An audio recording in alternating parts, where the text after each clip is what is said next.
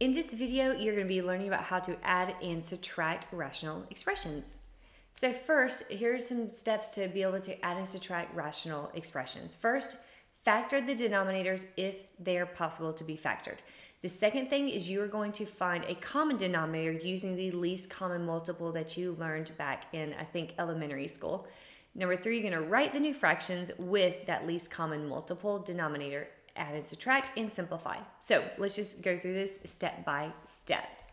So first step is factor the denominators. Okay, x plus 5 cannot factor, but x squared minus 25 can. So I'm going to rewrite these. I'm going to rewrite the first because there's nothing you can do to it, but in the second, I can factor that into x minus 5 and x plus 5. Now here we go. We need to find the least common multiple, which means we have an x plus 5 here and we have an x plus 5 here, which means I know that my new denominator will have an x plus 5 in it. This fraction also had an x minus 5 that the first fraction did not, which means, I'm going to rewrite this. The x plus 5 and the x minus 5 do not change, but I need the first fraction to also have an x minus 5 so that they would have the exact same denominator. And if I multiply the denominator by an x minus 5 in order to make it look just like the other fraction, then I got to multiply the top by the x minus 5 as well. So to find a common denominator, you got to figure out what do they have in common, and you're going to include it. They both have an x plus 5, so obviously that's going to be the denominator. This fraction had an x minus 5 in it, so if I need to have an x minus 5 to have a common denominator, then I got to multiply the top and bottom by that. You can't just multiply the bottom by something. You have to do it to both the top and the denominator. So when I do that, I can now have one whole fraction. X plus 5 and x minus 5 is going to be my denominator. 3 times x is 3x. 3 times negative 5 is negative 15 plus x.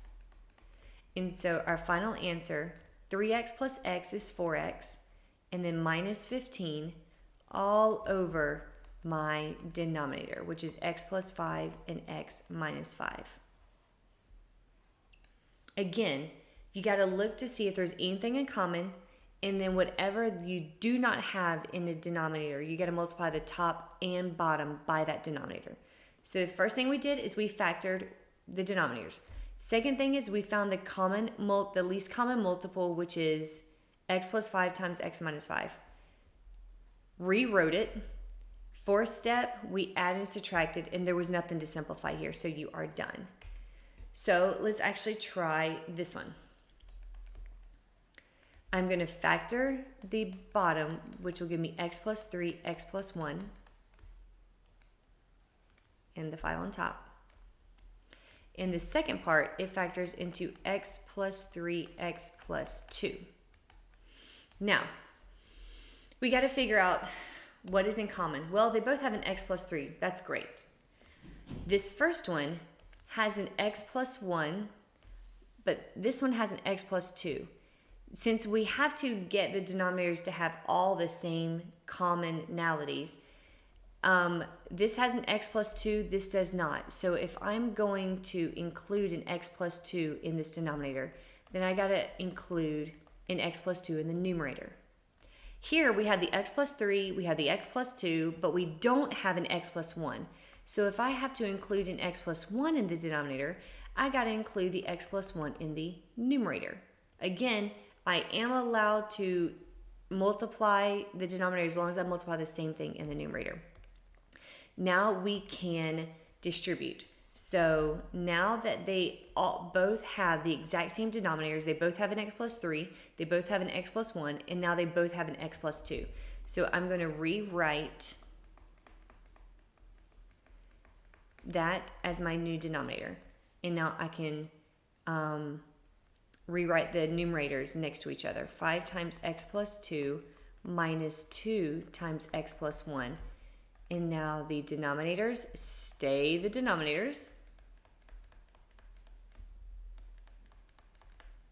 You cannot just cancel. So like you can't cancel that x plus 2 and that x plus 2. Why? Because you have something added or subtracted inside here. You can only cancel when the entire thing is all being multiplied together. It's not. There's a subtraction up here, so you can't. But I can go ahead and distribute. So 5 times x is 5x. 5 times 2 is 10. And then negative 2 times x is a negative 2x. And negative 2 times 1 is a negative 2. And last step is combine. 5x minus 2x is 3x. 10 and a negative 2 give you 8. That is your numerator. And the denominator is all of these parentheses again. And that would be your answer.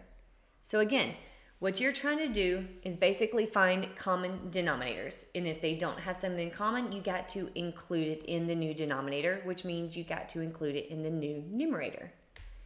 So let's try this one. This one actually does not have a denominator, so you need to make one. So you would divide by 1 for that. And then you got to figure out what your new denominator is. You can factor. So you would have 4y over 1 minus y minus 2. And then you can factor that into y times y plus 3. There is nothing in common, so you're going to have to multiply the first fraction by the same denominator, which means you got to multiply the numerator by that as well. So when you do that, you'll get 4y times y plus 3 minus y minus 2 all over y times y plus 3. Be careful, the y minus 2 I put in parentheses because that negative right here is going to have to be distributed to everything in the numerator. And so that's why you need to put a parentheses around that. So on the top, you're left with 4y times y, which is 4y cubed. And then 4y times 3 is 12y squared. Minus y plus 2, because the negative y and the negative times the negative is a positive. And on bottom, you're left with y in a y plus 3. And that as far as you can go, you cannot reduce that any further. So now let's recap. I'd like for you to pause the video, attempt to work these two problems, and then hit resume whenever you want to see the answers. So in the first one, I noticed there is nothing in common. X minus 1 and 2x plus 1 have nothing in common, which means I am going to have a 2x plus 1 in the first fraction, which means I have to multiply the top by a 2x plus 1. This one, I'm going to have to multiply by an x minus 1, which means I got to multiply the top by an x minus 1. So I am left with x minus 1 and a 2x plus 1 as my fraction. However, what I have to do in the numerator is I'm going to have to FOIL, because I'm going to have to multiply this x plus 2 times the 2x plus 1. Don't forget the minus. And I've got to FOIL the x minus 3 times the x minus 1. So when I do that, when I FOIL all of this, it's going to kind of be really ugly. So I'm going to kind of FOIL them separately. So the first one, x times 2x is 2x squared. X times 1 is x. 2 times 2x is 4x. And then 2 times 1 is 2. And then minus. X times x is x squared. X times negative 1 is negative x. Negative 3 times x is negative 3x. And negative 3 times negative 1 is a positive 3. All over my denominator of x minus 1 times 2x plus 1. Now I need to combine all my like terms, but you got to be really, really careful about this negative. So I'm going to go ahead and first distribute. So on top, I'm left with 2x squared plus 5x plus 2, and I'm going to distribute this negative. Negative times x squared is a negative x squared. Negative x and negative 3 give me a negative 4x. But that negative is going to turn into a positive 4x, because that right there is a negative 4x, and that right there is a 5x. And then negative times a 3 is a negative 3, all over my denominator. So finally, I can combine like terms. 2x squared minus x squared give me x squared. 5x and 4x give me 9x. 2 and negative 3 give me a negative 1.